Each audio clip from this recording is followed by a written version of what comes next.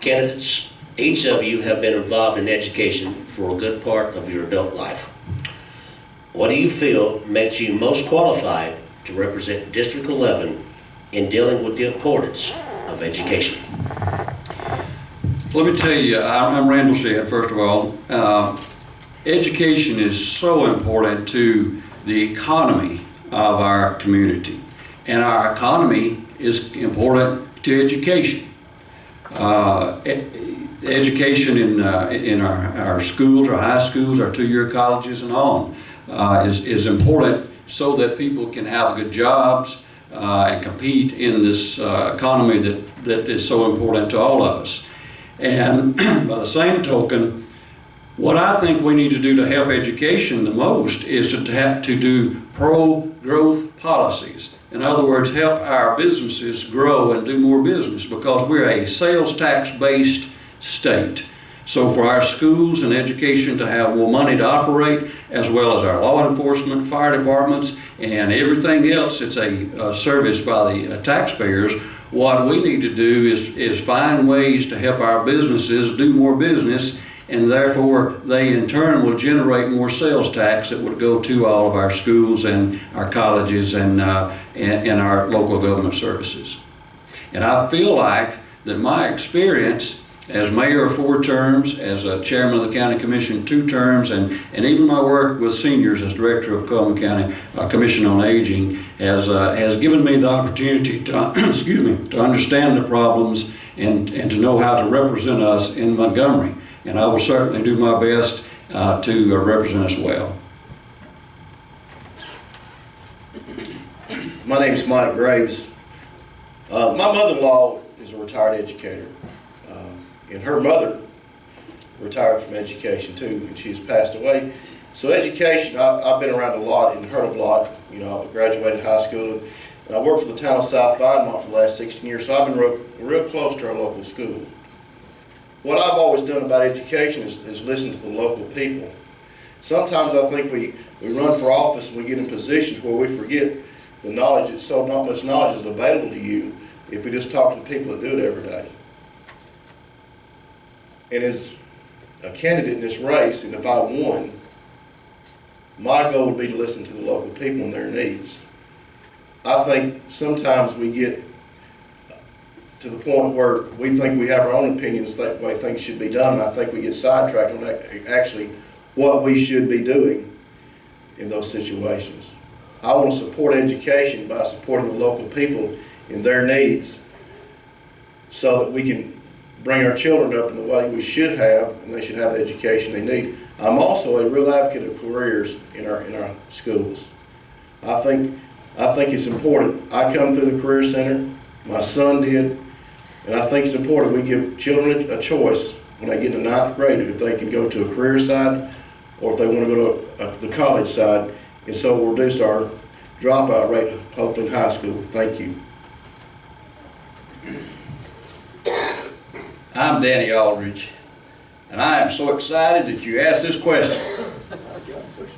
I will tell you, I am excited about what's going on in the State Department of Education right now with Dr. Tommy Bice and Dr. Philip Cleveland. They're doing some things that I've been preaching for 30 years, and it's exciting to know that we are now turning toward and looking at career tech as a viable option. By the way, career tech and college are not mutually exclusive.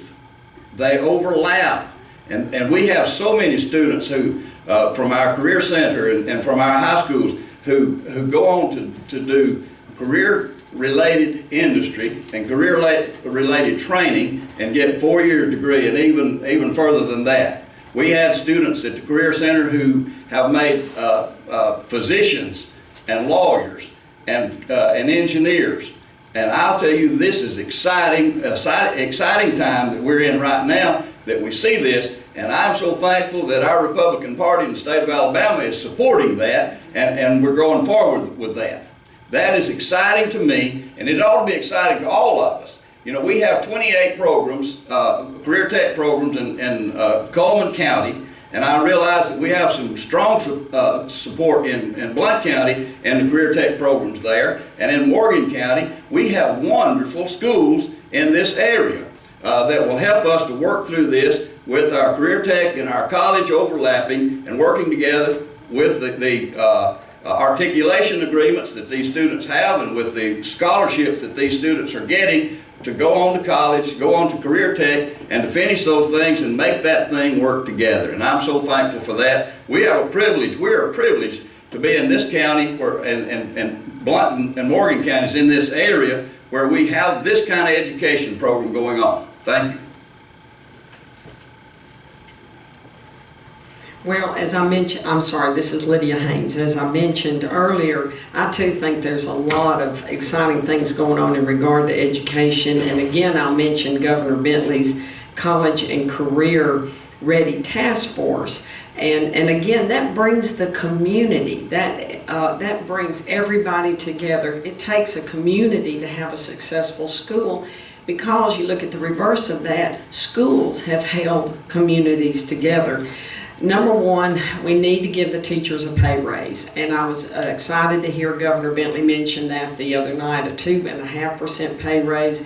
They haven't had a pay raise, I understand, for many, many years, since 2008. They need parity in their pay. That doesn't even cover the cost of increase of fuel and the cost of living. But I am not a teacher. But many, many years ago, I felt such a strong urge to be involved with young people in the schools, and that's why in 1989 I started the first sports medicine program here in Cullman County. And again, we have provided health care at no cost to thousands of kids in 3 counties. I've brought the best doctors in the world out of Birmingham up here to cover a football sideline. Now, I know that kids don't go to school to play sports, but I also know a lot of times with the requirements now that sports keeps kids in school. Children of immigrants, it keeps them in school to get a high school degree. And it prepares them if they do physical work. You know, they get an injury in football. They need to be able to do physical work if that's what they choose. So I've just always been involved with high schools as much as I could, in junior highs and junior colleges, without actually being a teacher.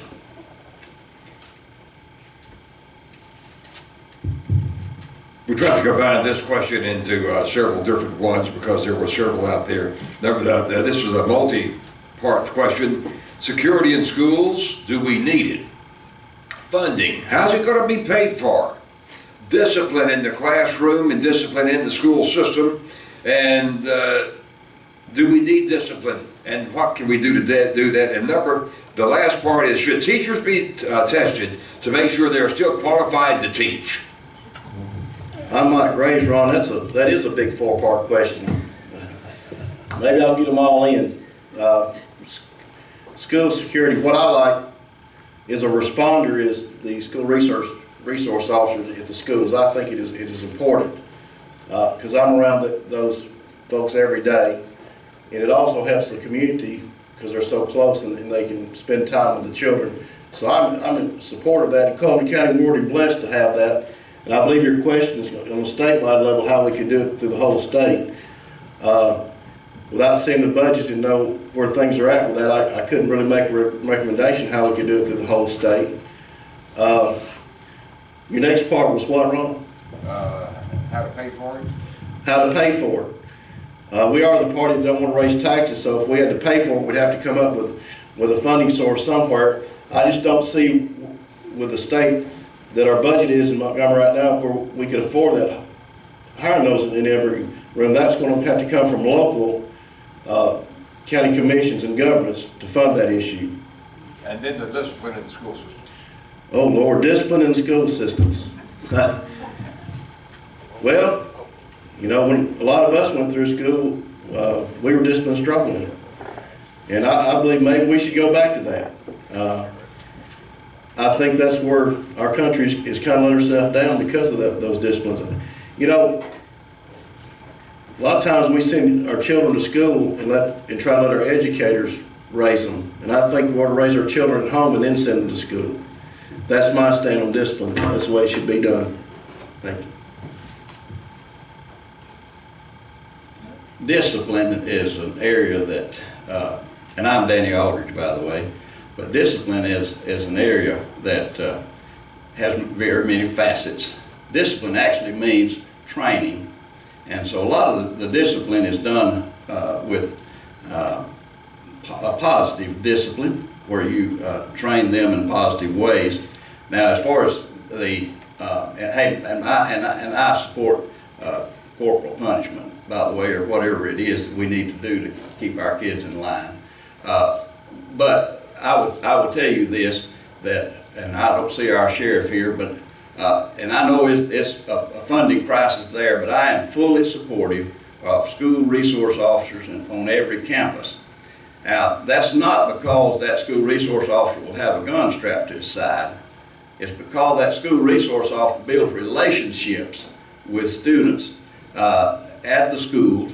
And I, as a principal and as a school teacher, I have had so many times when the school resource officer would say, one of your students called me over the weekend, domestic violence problem. Or one of the school students called me over the weekend, there's something in one of the cars that's going to be at school today.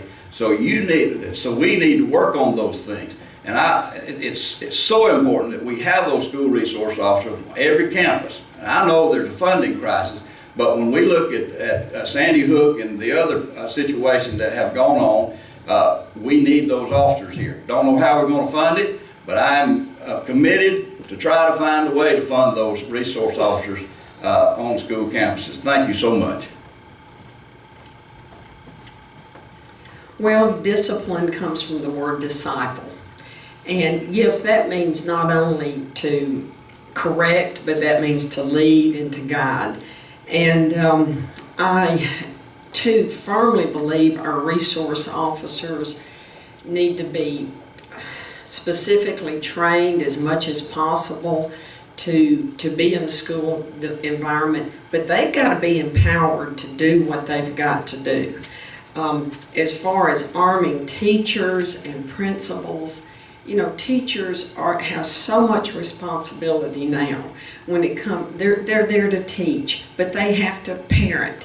They have to patrol possible abuse at home. So many responsibilities are already on our teachers, and they're there to teach. And my children have wonderful teachers, and that's what they're there for. So I just don't want to put any more responsibility on our teachers and our principals in that way.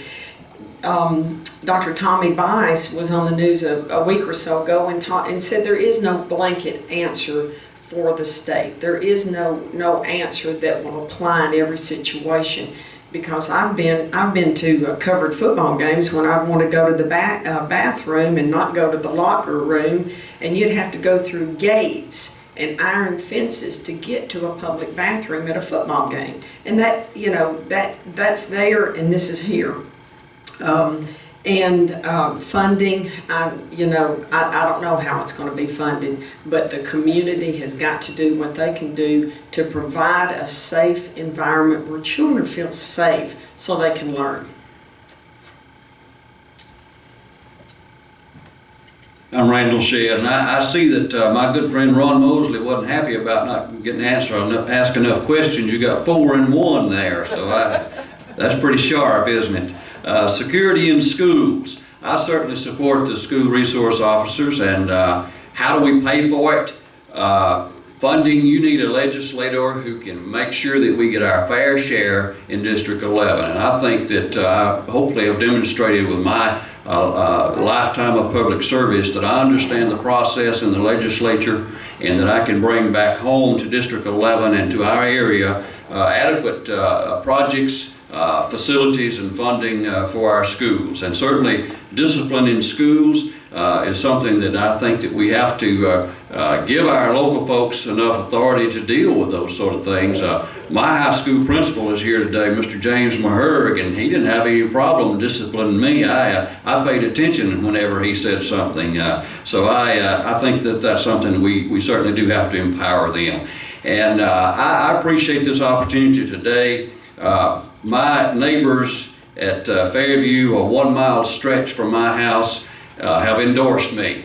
I didn't get the endorsement of the skyscrapers in Montgomery, but my neighbors at home have endorsed me with a 1 mile stretch of signs in their yards, and I appreciate my neighbors.